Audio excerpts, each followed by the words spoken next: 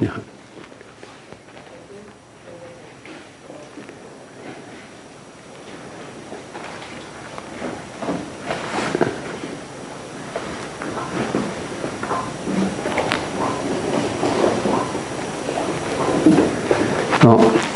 Alors, c'est la Torah dans l'Écoute Moran qu'on a déjà faite une fois. La première partie dans l'Écoute Moran, la Torah 21. On l'a refait d'abord parce qu'on n'avait pas fini. Et surtout que la suite parle de Sukkot. Donc, pour arriver à la fête de Sukkot qui arrive, le Chayim Tovim Shalom. Et surtout aussi, pour nous montrer le sens d'une fête. Quand on dit Besamarta Bechagecha, pourquoi on doit être Saméar? Qu'est-ce qu'elle nous apporte, la fête? Parce que le tzaddik, c'est-à-dire Rabbi Nachman, le grand apport qu'il nous donne, qu'il nous a apporté, c'est pourquoi on fait ça, pourquoi on fait ça. Par exemple, pourquoi on fait telle fête, quel rapport, quel sens elle a telle fête, qu'est-ce qu'elle nous apporte. Il n'y a rien de lui qui ne nous apporte pas quelque chose à nous. Ce n'est pas intellectuel. Le tzaddik, il vient nous apprendre toujours quelque chose qui nous apporte dans la vie de tous les jours, qui nous apporte pour évoluer. C'est quoi Sukkot? Et surtout, quel est le sens de cette fête et combien un juif il peut grandir grâce aux fêtes. Et ça, on nous le cache, on ne nous le dit pas. On ne le dit pas parce qu'on ne le sait pas forcément, parce que c'est le tzaddik qui nous le dévoile. Et c'est pourquoi le tzaddik est nécessaire. Parce que le tzaddik, il nous enseigne comment grandir, comment être grand, comment être vraiment un juif. C'est quoi le judaïsme? C'est quoi être juif? C'est très très grand. C'est quoi une âme juive? C'est quoi un cerveau juif? C'est quoi une tête juive? Et il nous montre qu'on est très très grand, pour la simple raison qu'on est quand même enfant de Dieu. Et on se dévalorise parce que justement on ne sait pas tout ça. On ne sait pas qu'avec Sukkot on peut devenir quelqu'un de très grand.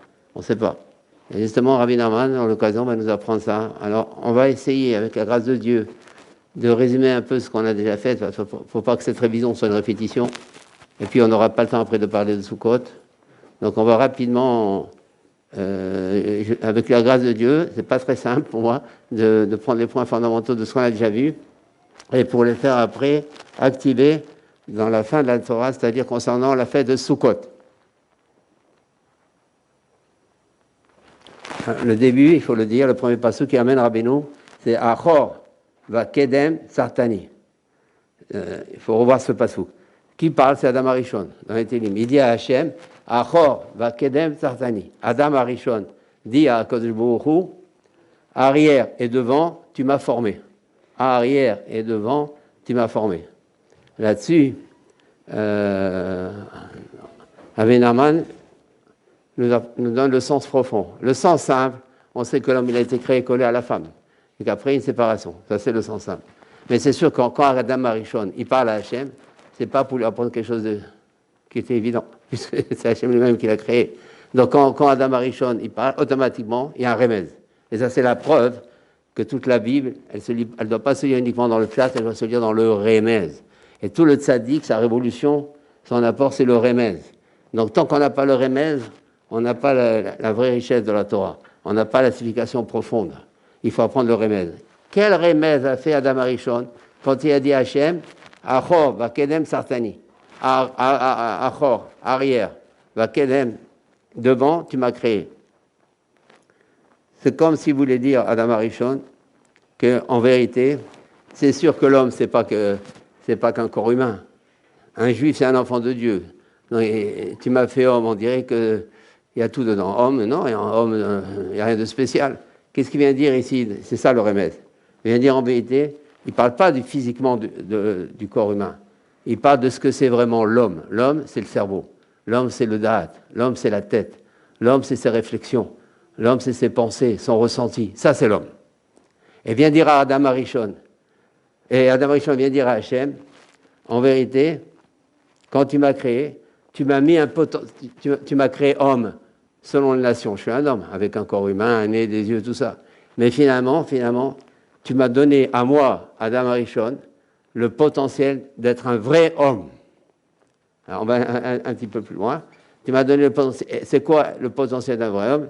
Ça veut dire de pouvoir être une personne qui aura la vraie réflexion dans la vie, la vraie compréhension des choses, la véritable étude, celui qui saura décider, celui qui saura comprendre. C'est la Havana, c'est le cerveau. Il y a un cerveau, je me permets de donner cette expression, un cerveau juif. Il existe un cerveau juif. C'est ce qu'a dit Adam Arishon. Tu m'as donné la possibilité dans mon cerveau d'avoir, mais il faut l'acquérir. Au début, quand on est, il n'y a pas de différence entre un juif et un non-juif. Pareil, le bébé, il pleure comme tout le monde. Il n'y a aucune différence. On a tous les mêmes. Seulement, la différence avec un juif, c'est qu'il a une âme. Et le fait qu'il a une âme, il peut créer un cerveau qui n'existe pas chez les autres. On va l'appeler un cerveau juif, un sérel. On va dire une compréhension des choses spéciales, une intelligence spéciale. Ça, mais on ne l'a pas à la naissance, on l'a pas à la naissance, on a le potentiel. Et vient le tzaddik, il faut toujours, quand on étudie un Likutei Moharan, je pense, quand il dit on apporte ça, ça veut dire grâce au tzaddik. D'ailleurs, on parle de qui? C'est le tzaddik qui nous enseigne ça. Normalement, quand on étudie un Likutei Moharan, on doit savoir, mais sans lui, qu'est-ce qu'on ferait? Mais sans lui, puisqu'il enseigne à chaque fois des données nouvelles, des apports nouveaux. Donc il faut avoir toujours en parallèle, mais finalement il apporte ça, Rabbi Nachman. Finalement il apporte pas, on se demande pourquoi Rabbi Nachman. Pourquoi Rabbi Nachman? D'abord il nous apprend qu'il existe un cerveau juif, on ne le dit pas partout. Et après maintenant il va nous enseigner c'est quoi un cerveau juif. Et il va nous enseigner quoi? Comment l'acquérir. Et qui dit ça? Il n'y a qu'un seul qui a parlé jusqu'à maintenant. Alors, on demande pourquoi Rabbi Nachman. Il est en train de faire mon cerveau. Pas simple, c'est pas rien. Donc on va essayer de comprendre ce que veut dire Rabbi Nachman. Donc quand Adam Arishon, il a dit à Akadosh Baruch Hu, tu m'as créé arrière et tu m'as créé devant. Ça veut dire tu m'as donné un sechel arrière et devant. Tu m'as donné un sechel, une intelligence, une compréhension des choses. Tu m'as donné une compréhension des choses arrière, ça veut dire comme tout non-juif, rien de spécial, avec intellectualisme, avec des raisonnements, avec des développements, avec des hypothèses, avec tout ce qu'on connaît, avec des données premières qui apportent après des données nouvelles, et ainsi de suite. On comprend là, c'est tout ce qu'on appelle l'intelligence, la bina. Mais tu m'as donné aussi la possibilité d'avoir un cerveau juif, qui est Kelem. Donc quand Adam Arishon il dit, tu m'as créé arrière, tu m'as créé devant, tu m'as créé comme tout le monde, avec un sechel, une intelligence classique, avec l'intelligence classique, qui a besoin de connaissances pour pouvoir progresser, et besoin de raisonnement, de déduction, comment on dit, à la grecque, mais aussi Kelem. Kelem, ça veut dire devant. Et tu m'as donné aussi le potentiel d'avoir un sechel kedem. Ça veut dire mon cerveau, en vérité, il est divisé. Il y a un cerveau classique, mais j'ai aussi la possibilité d'un cerveau kedem. Il y a ici une localisation qui peut... On va voir comment. C'est ça ce qu'a dit Adam Rishon. Donc en vérité, Adam Rishon, il a dit tout le potentiel du juif était déjà dedans dans Adam Rishon. Évidemment. Tout le sauce, c'est Adam Rishon. Adam Rishon, c'est pas... D'accord. Donc comme ça, il a parlé. Maintenant, à nous, dans cette Torah-là, de savoir c'est quoi une intelligence arrière. C'est quoi une intelligence C'est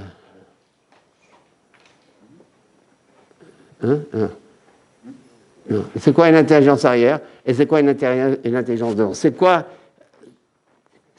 ce cerveau juif? Voilà. Et alors, il avait défini d'abord un cerveau juif, c'est un cerveau qui reçoit une intelligence d'en haut. C'est pas parce qu'il est intelligent, parce qu'il a des connaissances au préalable, et il va déduire, comme on apprend à l'école, à l'université, il va déduire une connaissance d'une autre connaissance, et qu'il a des raisonnements, et qu'il est intelligent. Non, pas du tout ça. C'est une intelligence qui vient d'en haut. C'est-à-dire, quoi qu'il soit, il va avoir une intelligence. Et quelle différence entre une intelligence d'en haut et une intelligence d'en bas? C'est-à-dire une intelligence qu'on peut avoir avec une intelligence d'en haut. C'est le fait qu'elle soit divine, automatiquement, on n'a pas besoin de passer par des étapes. On va comprendre très vite ce qu'il faut comprendre, et bien et juste. C'est ça la grande. Tandis qu'une intelligence universitaire, on ne peut pas comprendre tout. On a besoin d'avoir des données, on a besoin d'une expérience, on a besoin des connaissances au préalable, et on déduit d'une connaissance à une autre jusqu'à arriver, on développe.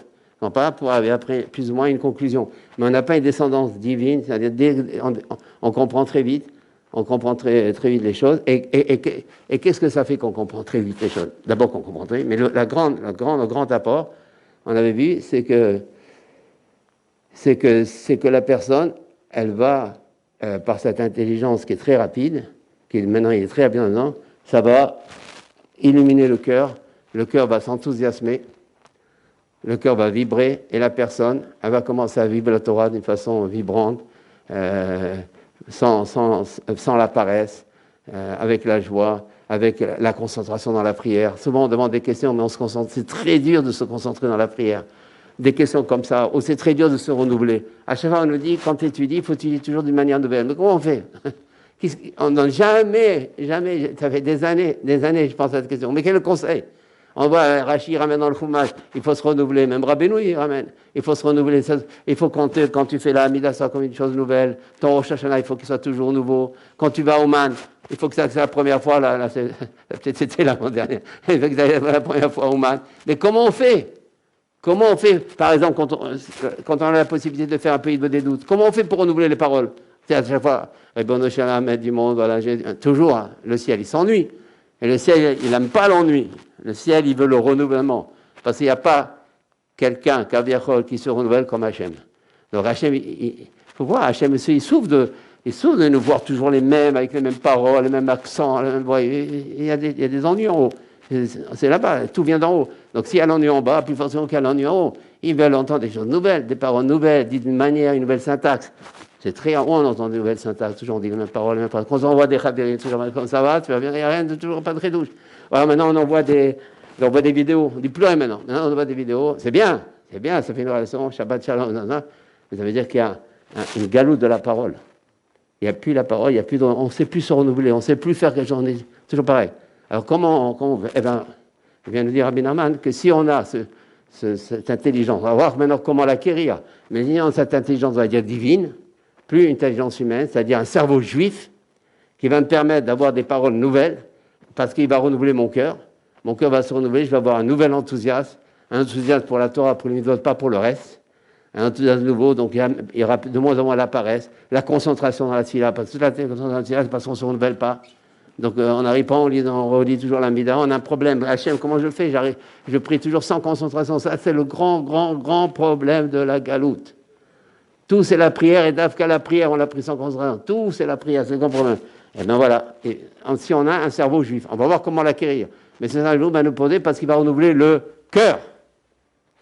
Tout le sol, c'est le cœur. L'enthousiasme, la joie, la vitalité, l'énergie, elle vient du cœur, elle ne vient pas de la tête comme on le croit.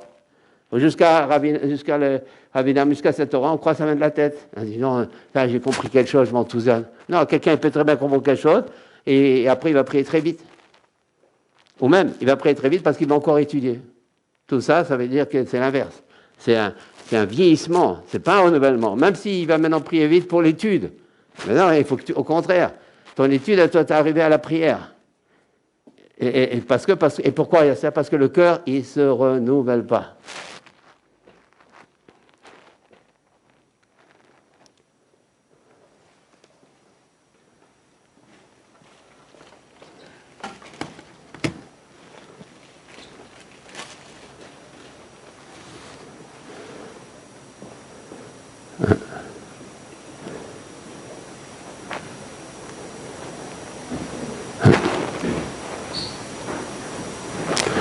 Parce que le cœur, il ne se renouvelle pas. Maintenant, comment renouveler son cœur? Pas mal comme question. Grande question. Comment renouveler son cœur? Vient nous dire Rabbi Nachman, ça c'est une révision, on fait rapidement, mais c'est bon de revoir tout ça.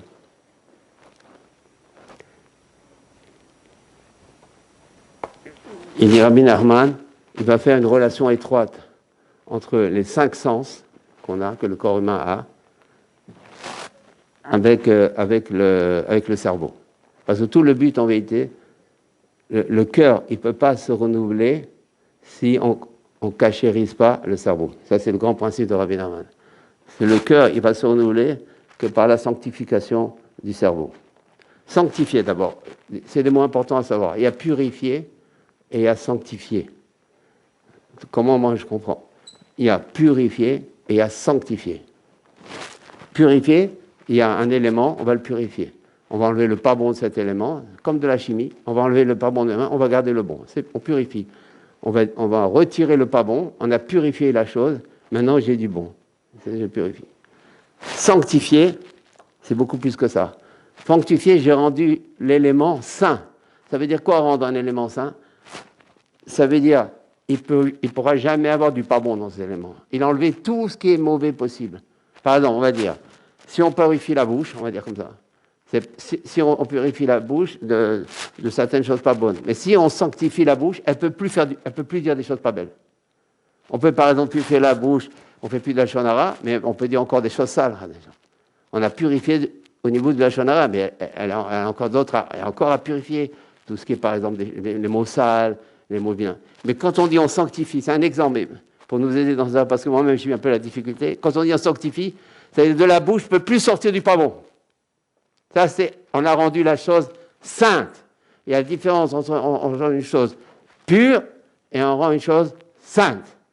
Donc, quand on fait une tiadaïm à chaque kidéchanou, c'est pour ça que les autres, les chachamim, les sages, ils ont ordonné des bénédictions avec toujours à chaque kidéchanou. Parce que notre but, c'est pas de se purifier. Notre but, c'est de se sanctifier. C'est-à-dire, l'élément, on l'a complètement enlevé, il peut sortir que du bon de ça. La chose est devenue sainte. C'est important. Donc maintenant, nous on a dit, si on a un cerveau juif, alors ça va réveiller le cœur et ça va rendre un cœur enthousiaste, un cœur qui est dans l'énergie, un cœur dans la concentration, un cœur dans l'amour de Dieu, un cœur dans l'énergie, dans la vitalité, quelque chose de complètement différent. Parce que normalement, on devrait prier avec enthousiasme, on devrait étudier avec enthousiasme, pourquoi dire parce que c'est l'inverse qui se passe. Maintenant, on peut sortir. On a perdu tout ça. On est endormi. On sait. Il y a quelque chose qui ne va pas. On prie. On met les tefilines. Alors, ça nous rappelle le premier jour de la bar mitzvah quand on a mis les tefilines. Aucun rapport. On était tout. On regardait les tefilines comme si on regardait quelque chose d'extraordinaire. Maintenant, tout a les paroles toujours les mêmes. Il faut qu'une personne se rende compte un peu de ce vieillissement, de ce manque d'énergie, de mon. Et par contre, on a l'énergie à des gens pour les choses pas bonnes. Là, il n'y a plus de paresse, là, il n'y a plus de faiblesse, il n'y a plus de fatigue. Là, et pourquoi c'est comme? Parce que justement, on n'a pas renouvelé le cœur. Maintenant, on va renouveler le cœur, ils ont dit Rabbi Nachman. Donc maintenant, il nous enseigne Rabbi Nachman comment?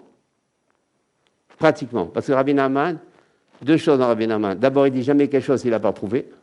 Il le prouve tout de suite, c'est marqué quelque part. Et il ne dit pas la chose difficile s'il ne donne pas le conseil. C'est ça le tzaddik. Le tzaddik, il nous donne la vérité, il nous le prouve, mais il donne aussi le conseil. Sinon, c'est le désespoir. Donc maintenant, tout dépend si la personne elle a ce languissement pour se renouveler, pour être à l'autre, pour voir clair dans la vie, voir clair dans la Torah. Quand elle va étudier, la Torah, elle va le voir de façon très rapide, très claire. Les femmes aussi, elles ont la mitzvah d'étudier aussi, d'étudier la halachot que la femme doit savoir. Et puis, faire descendre ces halachot dans la vie de tous les jours, pour avoir des bonnes décisions, de voir de plus en plus clair. Parce que tout, il n'y a pas comme la halacha, il n'y a pas comme le vrai pshat qui nous éclaire dans la vie. Donc, tout ça, alors, à l'encontre de ce qu'on peut croire, c'est que la tête, on vient à Rabbi Nachman, il nous dit, c'est le cœur. C'est le cœur qui va il va avoir cet éclairage, cette joie, cet enthousiasme.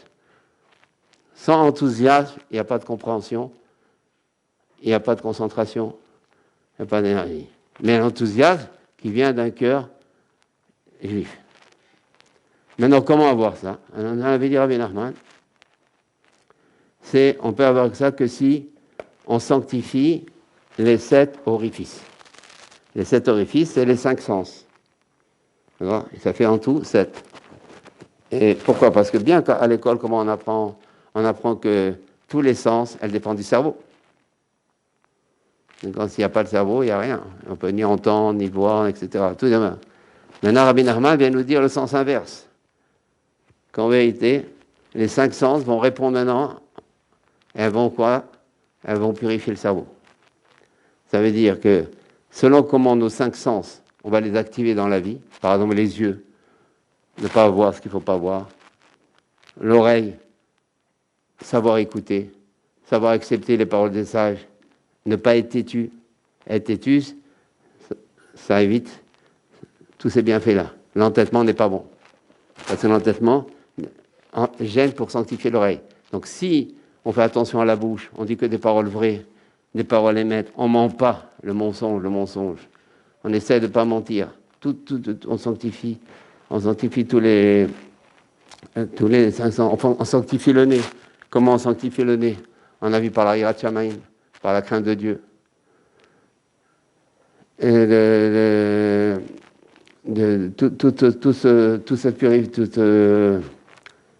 ces 5 orifices, donc on les sanctifie.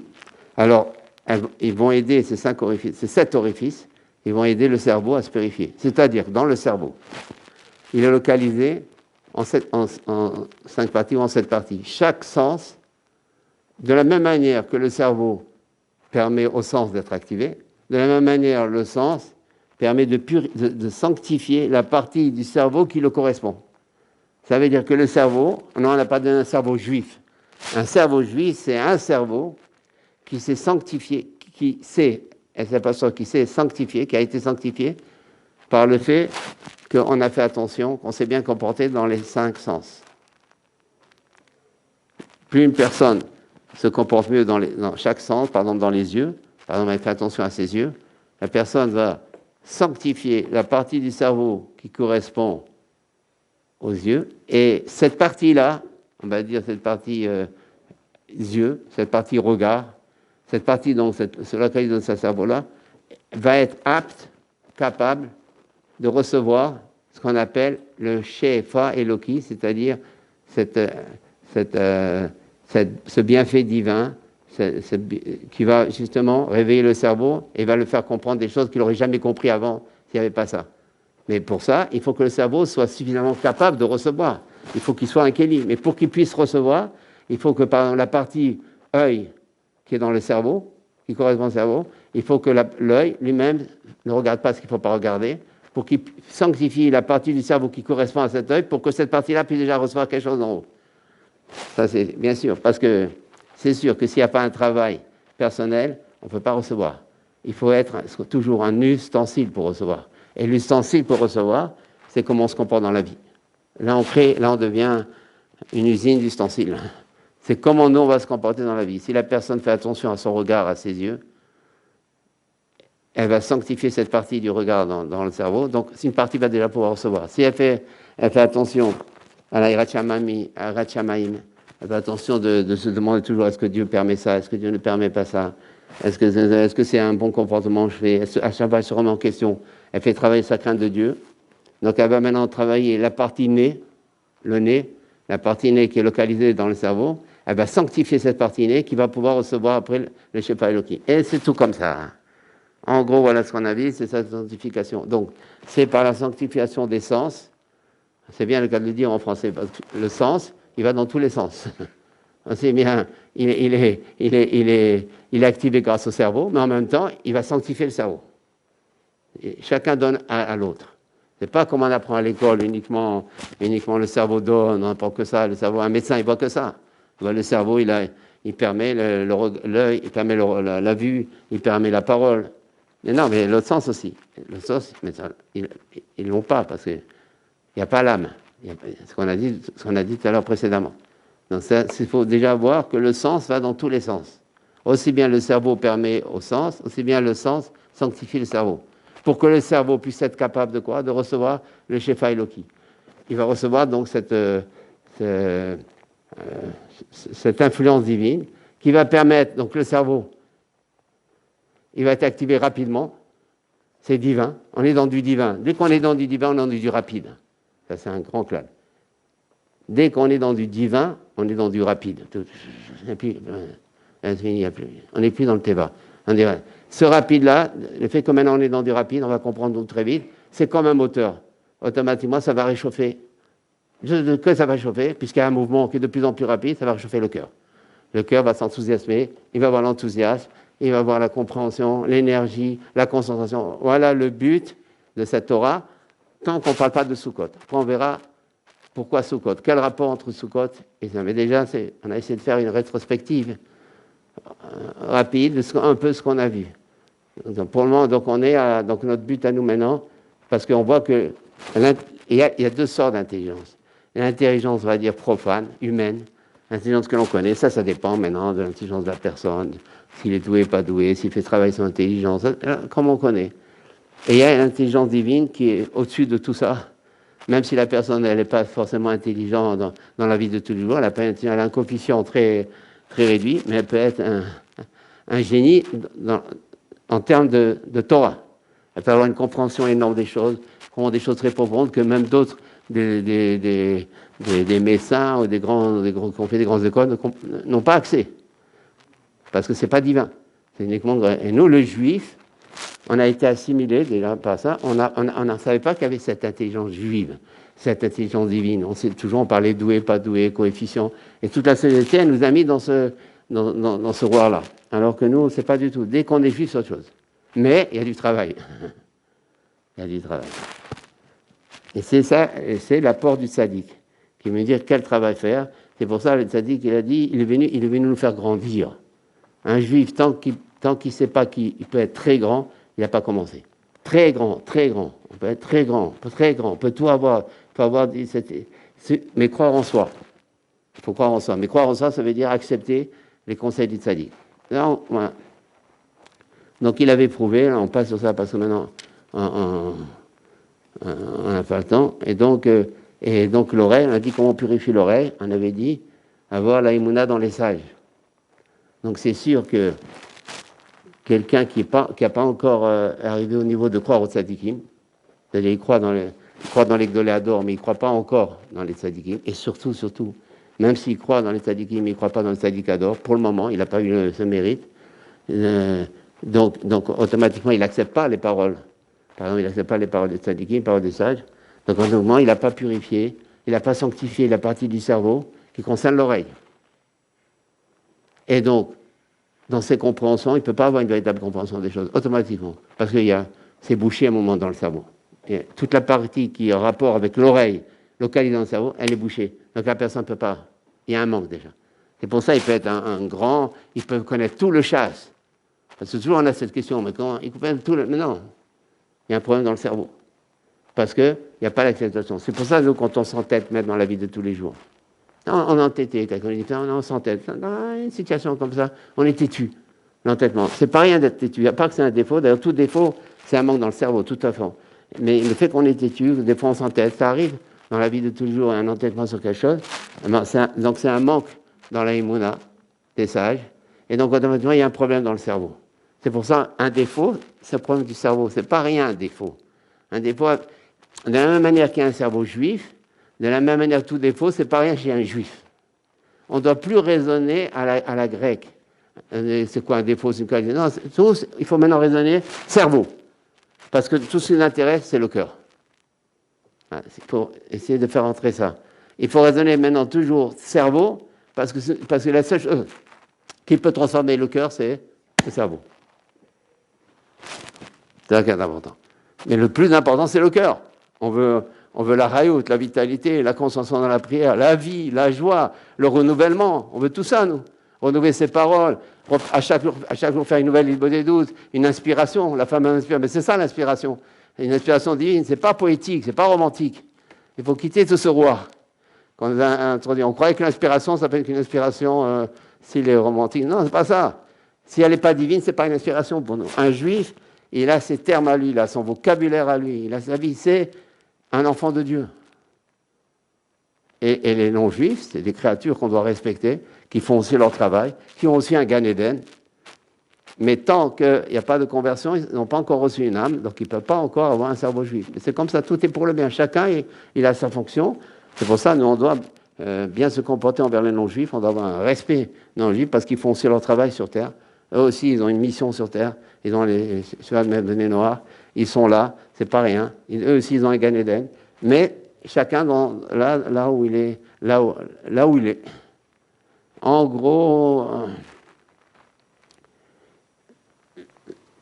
donc on voit que ce que c'est un cerveau juif, mais pour ça, il faut du travail, il faut purifier. Il faut sanctifier, il faut se travailler dans le regard, il faut se travailler dans la parole. Et ça commence. Et là commence tout le travail. Les midotes, le mensonge, le regard, tout ce la colère, il faut se travailler dans la imuna et croire dans les sages. Un cholek, par exemple, qui pour le moment n'a pas le mérite, il faut donner des kashrous dans les mêmes un cholek, qui n'a pas encore le mérite d'accepter Rabbi Nachman, il y a un problème dans le cerveau. Tout c'est en termes de cerveau maintenant. Et donc il y a un problème dans le cœur. C'est pour ça, on ne s'étonne pas que des fois il y a une cruauté quelque part. Mais comment on est entre juifs? Parce qu'il y a un problème de cerveau. C'est pas un problème de cœur, c'est un problème de cerveau. Le fait qu'il y a un problème de cerveau, donc il n'y a pas le cœur. Dès qu'on a une méchanceté en nous, dès qu'on a une paresse en nous, ça veut dire un problème dans le cerveau. C'est-à-dire on n'a pas sanctifié ça, on n'a pas assez purifié ça, on n'a pas, etc. Si on se trouve, on a, hier, on a eu des regards qu'il ne fallait pas, automatiquement ça va jouer. Et l'inverse, comme dans quelqu'un se travaille dans ça, automatiquement c'est un nouveau renouvellement. D'un coup, elle va être une belle prière, elle a fait. Pourquoi elle a fait une belle prière? Parce qu'elle a sanctifié quelque part, hier ou avant-hier, il y a eu un travail qui s'est fait hier. Même si elle-même, elle ne se rend pas compte toujours, mais parce qu'il y a eu quelque chose. Et donc ça permet maintenant qu'aujourd'hui, il y a eu mieux, elle a des paroles nouvelles, des points, je ne te connais pas, tu as changé, des belles paroles, parce que la personne a travaillé entre-temps. C'est le fameux renouvellement. Donc quand la personne va étudier, que ce soit les côtés moraux, la Gemara, tout ça, elle va étudier autrement, elle va comprendre autrement, elle va avoir des compréhensions que même quelqu'un, même un grand lambda, n'aura pas.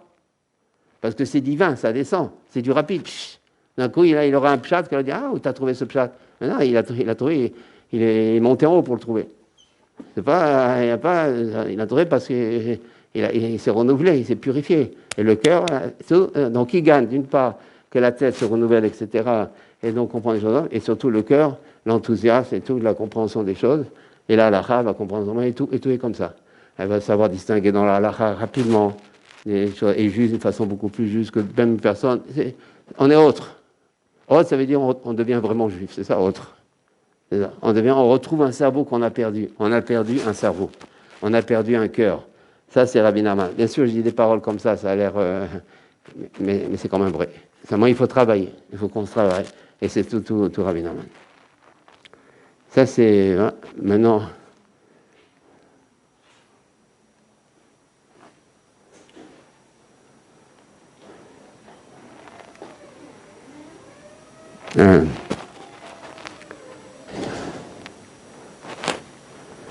Donc, je lis simplement ainsi. Il est obligatoire de sanctifier les 5 sens, car ces 5 sens ont une influence dans le cerveau, pour le sanctifier, de telle sorte qu'il devient le cerveau un ustensile capable de recevoir ce qu'on appelle le shefa et Loki, ça veut dire une influence divine, une influence dans le sens le plus profond du terme. Mamash, reçoit, il y a une réception. De même, par exemple, de même que la bouche a besoin du cerveau pour parler, le cerveau a besoin de la bouche pour se sanctifier. C'est ça qu'il faut. Et chaque chose est dans chaque sens. Et ainsi pour chaque sens. Cela va dans les deux sens. Donc, en sanctifiant les 5 sens, le cerveau est capable de recevoir des compréhensions célestes dans les compréhensions de Dieu, dans les compréhensions de la Torah, dans les compréhensions de la halakha. Également, comment agir dans le quotidien en fonction de la halakha. Parce que pourquoi on a beaucoup de doutes dans les décisions? On ne sait pas, dans toutes les prix, on ne sait pas comment choisir. Tout le problème, c'est le choix, la décision dans la vie de tous les jours. Tout, c'est une question de choix, puisque Dieu nous a donné le libre arbitre. Donc, c'est une question de choix. Si tout est une question de choix, c'est difficile. C'est pas très facile de choisir, de décider dans des situations des fois très, très difficiles. Mais justement, si on sanctifie le cerveau, alors on a une compréhension rapide des choses. On ne s'arrête pas sur des détails qui nous font dévier, souvent. Des choses secondaires qui nous trompent, qui se prennent pour le primaire, mais qui sont que des choses secondaires. Tout le problème, c'est comme ça. Quand on étudie une Gemara, une des choses très importantes pour acquérir l'étude de la Gemara, c'est de ne pas perdre le fil. Savoir qu'il y a un sujet très précis. Entre-temps, la Gemara, pour nous apprendre d'autres choses, dévie. Elle va là, elle va à gauche. Mais il faut toujours garder le fil pour se retrouver, pas perdre la première idée. Et on s'éparpille pas. Ça, c'est la Gemara. Mais pareil, quand maintenant le cerveau, il a été juivé, il s'est enjuivé, le cerveau dit non, on ne va pas s'éparpiller. On ne va pas prendre le secondaire pour le principal va sous le premier. Donc on saura mieux comment décider, comment choisir. Le choix, il est dans tout. C'est pour ça, comment il s'appelle l'intelligence divine qu'on reçoit, elle s'appelle Kedem. C'est ça quand il a dit à Adam Arishon, tu m'as créé avant, tu m'as créé arrière. Tu m'as créé arrière un esprit, pas forcément juif, à la grecque, mais tu m'as aussi créé un potentiel pour que je puisse me purifier. C'est-à-dire, disons, on va prendre un exemple, une partie dans le cerveau, une partie locale dans le cerveau qui concerne par exemple les yeux. Maintenant, c'est matériel. On va faire encore une toute petite intro, on est obligé. Juif, c'est quoi juif? Finalement, c'est toujours matériel, hein? C'est un physique. On va poser de façon gasse. Même un enfant peut lui demander ça dans le Talmud Torah. Mais juif, pas juif, c'est toujours matériel, hein, finalement, la même tête, le même cerveau. En quoi c'est une race tellement différente? En quoi c'est un enfant de Dieu? Un enfant de Dieu, on aurait pu croire quelque chose d'exceptionnel, qui n'a rien à voir. Tout. Ah, bon, c'est complètement pareil. Non, parce que c'est vrai que dans le cerveau, c'est du matériel qui va permettre, par exemple, à la bouche de parler. D'accord? C'est du matériel. Comme ça, on apprend à l'école. C'est vrai, c'est du matériel. Mais la force qu'on a, nous, les juifs, c'est de pouvoir enlever ce côté pas bon dans la matière. On garde la même matière. Il est mort, on garde la même matière. Mais il va enlever le pas bon qu'il y a dans cette matière. C'est ça, spiritualiser la matière. Quand on dit, mais ce n'est pas des mots. On garde la matière, mais cette matière, au lieu de nous boucher, de nous fermer, justement, elle va être un support pour mieux voir, pour mieux parler. On va lui donner une autre fonction à cette matière. Donc, grâce à comment? Par exemple, la partie qui touche le regard, en faisant attention au regard.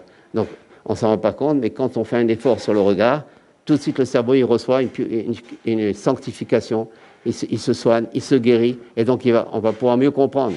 Parce que la compréhension pour un juif, elle ne dépend pas de son niveau intellectuel, elle dépend de sa sanctification, d'un regard, d'une parole. C'est ça que ça répond. C'est ça, un juif, ça n'a rien à voir. Souvent, on dit les juifs n'ont rien à voir, mais il fallait jusqu'au bout. Ça n'a vraiment rien à voir. Mais sinon, après, on ne dit pas vrai. Un juif, ça n'a rien à voir. Mais ça ne veut pas dire maintenant qu'il doit se rendre supérieur. Après, on tombe dans l'orgueil. Mais il doit savoir qu'il est différent. Mais différent, vraiment, vraiment différent. Il faut être mamine dans ça. C'est ce qui vient d'apporter le tzaddik.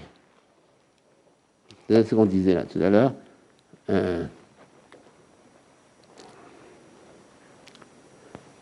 Maintenant, on va quelques mots, si on a le temps, sur la soukha.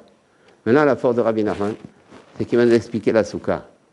On entend toujours des drachos sur toutes les fêtes, notamment la soukha. On nous dit la soukha, on quitte la maison, on quitte le temporaire, on quitte le fixe pour aller dans du temporaire. On monte la monarque qu'on a en Dieu. Tout ça, c'est vrai. Toutes les drachos qu'on entend, c'est vrai. C'est vrai, etc. Mais ce problème, c'est que ça ne nous guérit pas. Il y a un problème. Et il faut se nous, on vient justement pour guérir, pour enlever tout ce qui n'est pas bon en nous, pour mieux comprendre, pour se renouveler, tout ça. On va écouter une dracha sur la soukha, mais on aura les mêmes paroles toute sa vie. Peut-être un peu moins de paresse le jour même, et après, la compréhension sera toujours les mêmes. Ça ne change pas, ça ne bouge pas. Ça en juive pas. Ça, mais c'est vrai. C'est-à-dire que quelque chose peut être vrai, c'est bien, c'est toujours bien, ça nous donne une stimulation. On va faire ce qu'on appelle un Dvar Torah, tout ce qu'il y a actuellement. Mais profondément, il n'y a pas un changement en nous. On ne peut pas changer, on est des hommes. Il y a le Teva, il y a le naturel. Comment, avec une parole, ça va me changer? Ça peut me faire du bien, si mais après on retombe. Après, il y a la nature, il y a quand même le Teva. Il y a la nature. Le juif, il est dans le Teva, le juif. Il est avec les non-juifs, on est ensemble. Donc il y a un problème. Maintenant, le tzaddik, lui, de la manière dont il va expliquer la fête de la soukha, il va donner des conseils. Et pas seulement ça. Premièrement, il va donner des conseils. Et deuxièmement, il va activer la soukha. Il va faire que l'entrée dans la soukha va faire quelque chose. C'est pas simplement maintenant la soukha, mais ça va activer. C'est-à-dire, on va mamash gagner de la fête. La fête elle-même, c'est quoi la fête? La soukha. Prendre de l'eau, on va gagner. C'est pas simplement on fait la fête, on écoute Hachem, on amène. Non, mais on va gagner, on va guérir. En rentrant à la soukha, on va guérir. Comment c'est possible? En rentrant à la soukha, on va se renouveler. Comment c'est possible? On n'a jamais entendu des choses comme ça. Et c'est pour ça que quand on dit ça maintenant à quelqu'un, on va se renouveler. La personne qui nous écoute, et je vous comprends, va dire on n'a jamais entendu des choses pareilles. Si maintenant quelqu'un, un braslav, il dit moi j'ai vu dans la Torah, dans Kafalev, il dit ça à quelqu'un qui n'est pas braslav. Il dit moi j'ai vu dans la Torah que quand tu rentres dans la soukha, tu vas te renouveler, tu auras de nouvelles paroles. Il ne peut pas croire, et il a raison. Il aura raison. Ouais, là on va rentrer dans c'est important pour essayer de dérébouiller, en même temps de dire que Rabbi Nachman c'est vrai, et en même temps de dire ce que dit le braslav c'est pas vrai. Comment c'est possible? Mais c'est important ça, parce que dans tout le reste ça va être comme ça. Parce que c'est trop facile, comme on dit, on fait le petit Konakli, ça y est, et il dit c'est trop facile, et il a raison, c'est trop facile, il fait ce qu'il veut, il fait le petit Konakli le soir en m'entendant. Là en dehors de cette Torah-là qu'on va essayer d'expliquer à la fin, on ouvre un sujet très important. Comment parler? C'est quoi Rabbi Nachman quand il dit quelque chose? Il faut faire attention à ça. C'est dangereux, Rabbi Nachman. Il faut bien, c'est dangereux, mais on peut pas l'éviter. C'est comme ça. C'est incontournable. Mais seulement, il faut savoir faire attention à ses paroles. On va prendre un petit exemple, quelques minutes, pour entendre ça. Maintenant, il dit Rabbi Nachman, la souka, on ne l'a pas fait ça. Dans le paragraphe de la lettre, la souka, c'est Roi Kodesh. C'est Shefa Eloki. Alors, le Shefa Eloki, c'est-à-dire l'influence divine, qu'on a dit, que si on se purifiait les 500, ouais, on reçoit un Shefa Eloki qui va faire que le cerveau il va vite, il va réchauffer le cœur. Non, comme on a dit, toute la physique. D'accord. Il dit pour Rabbi Nachman, le Shefa Eloki s'appelle Roi Kodesh. Toujours on entend parler Roi Kodesh. Mais c'est quoi Roi Kodesh? Toujours. C'est pas facile à définir. Roi Kodesh, parce que personne ne le définit. C'est quoi Roi Kodesh? Encore une fois, Shefa Eloki, ça veut dire l'influence divine, qu'on a dit, d'accord. On reçoit en purifiant, sanctifiant les 5 sens, comme ça on a dit. Le Shefa Eloki égale Roi Kodesh. Roi Kodesh, il y a une sphira qui s'appelle Chochma. Et elle est tout en haut. Et cette Chochma-là, elle sanctifie toutes les autres sphirotes. Donc quand on dit, il a parlé Roi Kodesh, comme il dit Rabbi Nachman dans Hitbod Edut, quelqu'un qui fait Hitbod Edut vraiment avec languissement et tout, les paroles qu'il a, c'est les paroles que Dieu lui donne. Les paroles Roi Kodesh, ça veut dire qu'il va recevoir ces paroles de la sphira qui s'appelle Chochma. Parle des sphirotes. On n'en parle jamais dans les endroits, dans les... Alors, si on ne parle pas de sphirotes, on ne peut rien comprendre, on ne peut rien entendre. Le tzaddik qui vient, sans nous parler de Kabbalah, des choses qui nous dépassent, d'une façon simple, il nous enseigne l'essentiel. C'est tout à démarrer avec des sphirotes, tu ne peux pas en parler. Tu ne peux rien comprendre, il n'y a aucune physique qui ne vient pas des sphirotes. Tout vient des sphirotes. Donc, il n'y a aucune compréhension qui ne vient pas des sphirotes. Il faut avoir un minimum. Donc, quand on dit Roi Kodesh, mais pour nous, à notre niveau, Roi Kodesh, c'est tout ce qui vient de la sphira Chochma. Là, on va retenir ça. Il y a des sphirotes, la Chochma vient donc tout en haut. C'est complètement divin. Donc, quand on reçoit une influence divine, par le fait que la personne a sanctifié ce sens, en vérité, elle reçoit de la sphira Chochma. Elle a du Roi Kodesh. C'est pour ça qu'elle comprend très vite. C'est pour ça qu'elle comprend juste. C'est pour ça qu'elle comprend bien. Il n'y a plus de rapport, il n'y a plus le développement, il n'y a plus tout ça, puis c'est Bechinat Roi Kodesh. Il y a tout dedans. Et c'est indémodable. Et ça sera toujours, c'est indémodable. David Amélia, il n'a pas le Roi Kodesh jusqu'à aujourd'hui. C'est ça. Dès que c'est Prinata Roi Kodesh. Parce que David Amélia, c'est bien sûr beaucoup, c'est beaucoup sanctifié. Maintenant, il dit Rabbi Nachman. C'est-à-dire,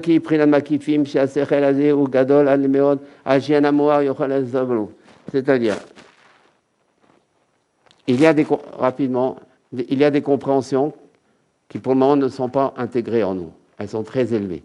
Pour le moment, on comprend ce qu'on comprend. Mais il y a des gens qui sont quand même autour de nous, des compréhensions très élevées qu'on peut acquérir et que même si on ne les a pas encore acquéries, elles influencent déjà quand même. Elles font des petits éclairages sur les compréhensions qui sont déjà intégrées. Donc on a compréhension intégrée et compréhension qui tournent autour du périmètre, mais qui ne sont pas encore intégrées. Donc compréhension intégrée et compréhension pas encore intégrée. Compréhension pas encore intégrée, ça s'appelle makifin. Makif en hébreu, c'est makif, ça entoure. C'est makif. Donc on a les compréhensions déjà intégrées et les compréhensions qui ne sont pas intégrées mais qui sont tout près de nous, mais qui ne sont pas intégrées, qui s'appellent les makifim.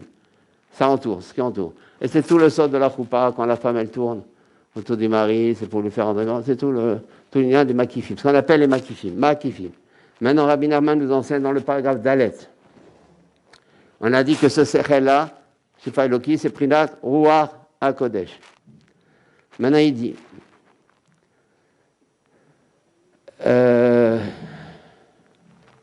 et donc c'est un sechel qui est complètement divin, une intelligence complètement divine. Maintenant, quand une personne va rentrer dans la soukha, cette intelligence divine, la personne va la créer. Elle va créer, nous on a dit, il faut une intelligence divine. La différence entre celui qui se sanctifie et celui qui n'est pas sanctifié, c'est qu'il a une intelligence divine. Lui, la personne maintenant, en rentrant dans la soukha, il va créer déjà cette chose-là. Alors vous pouvez me poser une question, mais on a dit que cette intelligence divine, on l'a par le fait qu'on s'est sanctifié. Alors voilà, c'est ça. Quand on rentre dans la soukha, on va faire naître ces intelligences-là. Et quand on va sanctifier, on va les faire entrer en nous. Mais pour les faire entrer en nous, il faut déjà les créer. Et on les crée dans la soukha. Le fait que quand on rentre dans la soukha, on va commencer à créer. À chaque fois qu'on rentre dans la soukha, on crée avec la kavana, on sait qu'on va faire ça. Il faut le penser, ça. On va rentrer. Quand on rentre dans la soukha, il faut penser deux choses. La première, c'est qu'on fait la mitzvah d'Hachem, que pour se souvenir qu'il nous a sortis d'Égypte. Et la deuxième, pour faire naître ces intelligences que je vais faire rentrer en moi uniquement quand je vais travailler mes orifices. C'est pour ça qu'on fait toujours la soukha. Tout le monde fait la mitzvah de soukha. Et pourtant, ça ne change pas. Alors, on a qu'à dire, mais non, en rentrant dans la soukha, ça... Non, parce qu'il faut les faire rentrer. Mais ça, pour les faire rentrer, il faut travailler les yeux, travailler la bouche. Donc, il faut deux choses. La soukha, elle est indispensable. Parce que pour faire rentrer quelque chose, il faut déjà le faire naître dans le monde. Tu as fait naître ces choses-là. Et c'est ce qu'il dit Rabbi Nachman. Il dit, bon, il ramène tout ça. Et il dit, c'est une intelligence qui est au-dessus de tout. C'est des makifim.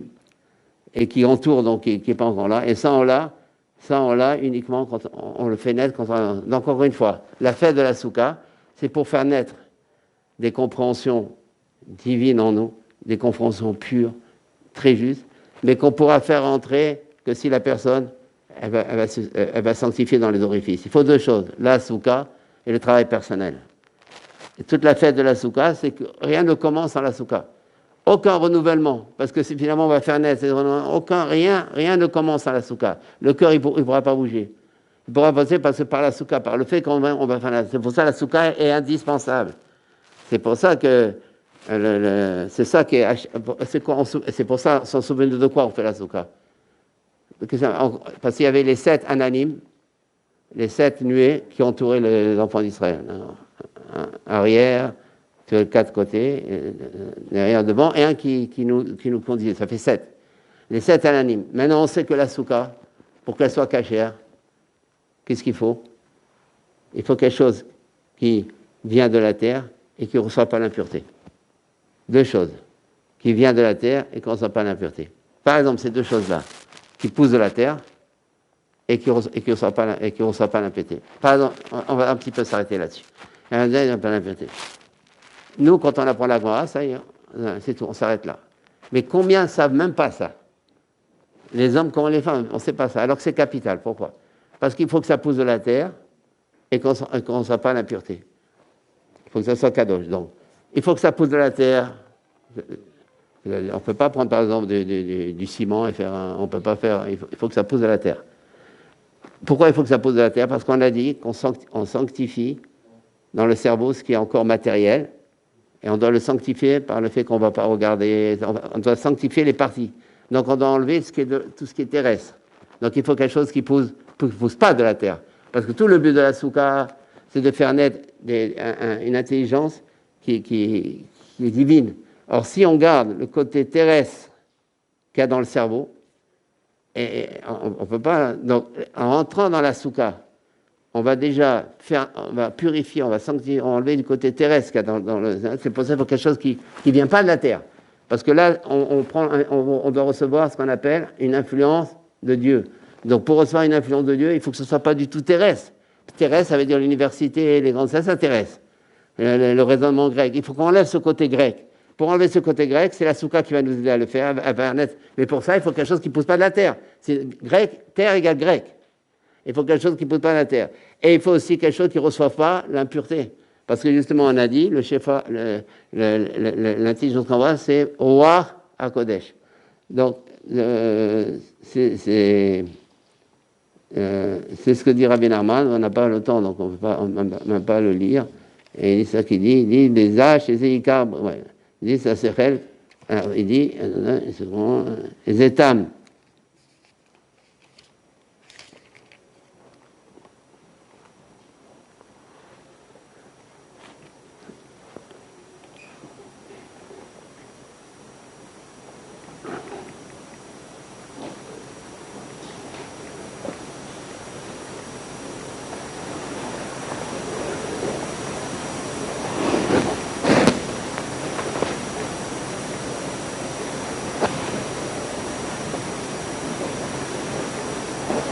Voilà.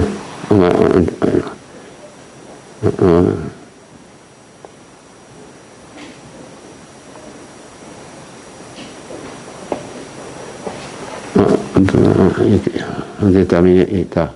Mais bon, il y a encore des choses.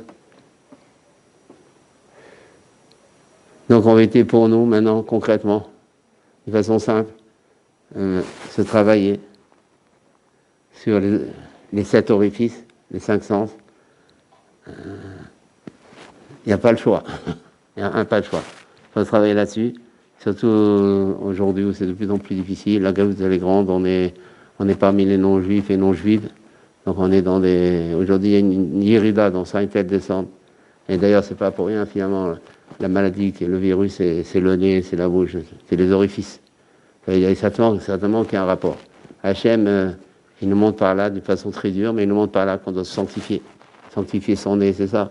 Le goût, l'odorat, la bouche, tout c'est évident. L'oreille, maintenant on ne peut plus se parler, on est loin. La bouche, elle est cachée, la bouche, elle est voilée. Et tout ce parfois, apparemment, il y a un... Donc nous, on doit se travailler là-dessus. C'est comme ça que certainement qu'on arrêtera le virus. C'est comme ça que nous, on sera protégés, Bézat Hachem, de ça. Et grâce à ça, on aura une énergie nouvelle, un renouvellement nouveau, Bézat Hachem. Donc l'important dans la soukha, c'est de rentrer en sachant qu'on va faire naître un nouveau cerveau. Ça, mais qui doit être suivi par un travail personnel. Ouais. Ah, je voulais vous poser une question. Quand vous dites qu'il ne faut pas que ça soit du terrestre, la soukha, elle est terrestre. Les bras, c'est... Oui, c'est vrai, mais c'est juste. Mais on l'appelle, on l'appelle la fête des cabanes, d'accord. Mais en vérité, c'est très grave d'appeler la fête des cabanes. Parce qu'une cabane, elle n'a pas de mesure. On mesure comme on veut. On peut mettre des choses qui ne poussent pas de la terre, on peut faire n'importe quoi. Alors que la soukha, il y a énormément d'halachot. Énormément d'halachot. Donc pourquoi justement, quand Hachem maintenant, la question elle est bonne, parce que quand Hachem maintenant, il donne des halachot, il faut que la soukha, il faut qu'elle ait une hauteur dedans, il faut que ça ne soit pas Mekabel Touma, il ne faut pas qu'il y ait 4 fachim ouverts. Toutes les halachot que la Gemara elle donne dans la soukha, c'est pour que justement la soukha, elle puisse faire effet et faire sa fonction de faire naître en nous une nouvelle intelligence, un nouveau cœur, un nouveau rendement. Donc Dieu, lui, il connaît les mesures. Il sait exactement, c'est le médecin, c'est comme il dose un médicament, il sait Hachem, sinon ça devient une cabane. Une cabane, bon, on prend l'air, on évite le soleil, les insolations, mais on ne va pas changer, on ne va pas bouger, on ne se renouvelle pas. C'est pour ça, dans toute la Torah, il y a des mesures. Toujours, il y a des mesures. Il sait Hachem exactement, et le mot mesure, c'est shiur. Et quand on est Meshaer en hébreu, ça veut dire on évalue, on sait exactement ce qu'il faut, on pèse, on dose. On dose. Dieu, il sait doser, évidemment. Donc une mitzvah, c'est avant tout une mesure. S'il n'y a pas de mesure, ça s'appelle pas. Par exemple, si on mange pas kézaït en 7 minutes, en 11 minutes, alors qu'il a mangé. Non, la personne n'a pas mangé. Elle n'est pas quitte de la matzah, elle n'est pas quitte de Birkat Hamazon, elle n'a pas mangé. Parce que Dieu, il sait ce que ça veut dire manger. Et le tzaddik, lui, il nous dit, c'est quoi les qualités, par exemple, la modestie. On peut prendre des livres de morale, on apprend. Mais le Rabbeinu, il nous dit, c'est quoi être modeste? C'est quoi? C'est-à-dire, lui, il nous donne maintenant des mesures dans les qualités, dans les défauts. Ça, on ne les donne pas. Mais ça, il faut être le tzaddik, parce qu'il connaît les mesures. Le fait qu'il connaît les mesures, ça veut dire vraiment, c'est lui. Tout celui qui vient avec des mesures, c'est lui. C'est lui, ça fait être que lui. Les autres ne viennent pas avec des mesures. Il nous définit c'est quoi la modestie, c'est quoi ça. Par exemple, il nous dit, il faut faire 1 heure d'Hitbod des doutes. On s'arrête sur cette phrase. Il dit, Rabbi Nachman, on fait 1 heure d'Hitbod des doutes. Mais tout le monde yeshivique, il peut dire à Rabbi Nachman, attends, tu nous fais 1 heure de Bitul Torah. Comment tu viens, tu nous dis comme ça, 1 heure d'Hitbod des doutes, mais qui tu es pour nous donner des doutes? On arrête maintenant l'étude, on arrête la Gemara, on arrête la halakha, on arrête tout ça. Mais qui tu es? Qui tu es pour faire ça? Et qui je suis? Je suis un mesureur. Moi, je connais exactement, pour votre bien, pour vous sauver, pour votre éternité, pour votre olam haba, pour votre renouvellement, il vous faut 1 heure parler avec Dieu. Bon, on n'arrive pas souvent à le faire, mais au moins on sait qu'il faut faire 1 heure. Il connaît, lui, la mesure. Donc automatiquement, il sait que si on n'arrête pas l'étude, on n'arrête pas le travail, on n'arrête pas nos affaires personnelles pour parler avec Dieu, c'est une catastrophe. Tout va dans le mauvais côté. Donc il sait ça. Et vraiment, le monde civique, il ne sait pas ça, parce qu'il vient dès qu'il vient, s'il avait dit, pardon, Rabbi Nachman, il faut faire des doutes, on aurait pu avoir des doutes. Voilà, c'est peut-être tout le Torah. Mais le fait qu'il a donné 1 heure, c'est l'inverse de ce que l'on croit. Hein. Comme ça, il faut raisonner. Parce qu'il est venu avec des mesures, il est venu avec des poids. Ça n'a plus rien à voir. C'est pour ça que la Torah, c'est que des mesures et des poids, dans tout, dans tout. S'il n'y a pas 21 versets dans l'Haftara, on ne peut pas lire l'Haftara. S'il n'y a pas tout dans l'Alliance, dans tout, c'est des mesures et des poids. Dès qu'il y a des mesures, ça veut dire que c'est vrai. Et bien que ça nous embête, mais justement, c'est ça qui est vrai. Une définition, on va dans le dictionnaire manger, il a mangé. Il a englouti quelque chose. Non, c'est pas ça, manger. Et dans toute la Gemara, c'est que des mesures. C'est des choses inimaginables. Il n'y a pas une chose, il n'y a pas une mesure. Des choses où on aurait pu croire. On ne parle pas de mesure, là. Ça. Même là, dans tout, ces mesures. Parce que tout est vrai. Alors, c'est un judaïsme statique. Ouais. Ouais. Ah, c'est ça. Ouais. Ouais, bien sûr, c'est un judaïsme pratique. Mais s'il n'y a pas la pratique. Non, statique. Ouais, mais en même temps, pratique. Ouais. Parce que le fait que c'est statique, ça veut dire que j'ai des mesures, des poids. Mais il ne faut pas comprendre statique dans le sens ça ne bouge pas.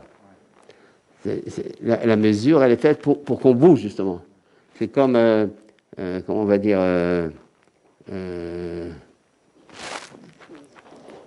par exemple, des misotes. Il a donné 613 misotes, c'est beaucoup. Pourquoi il donne 7 et nous 613? Il a dit, le Dakot Israël, il fait vraiment un Torah mitzvot. Pourquoi il a donné beaucoup de... Parce qu'il sait que plus on a des mitzvot, plus on va arranger en nous des choses. On sait que chaque mitzvot a un rapport avec un organe. Donc en vérité, tout ce qui est mesure, tout ce qui est poids, c'est pour nous guérir. Voilà, bon, avec sa mère, on peut le dire maintenant.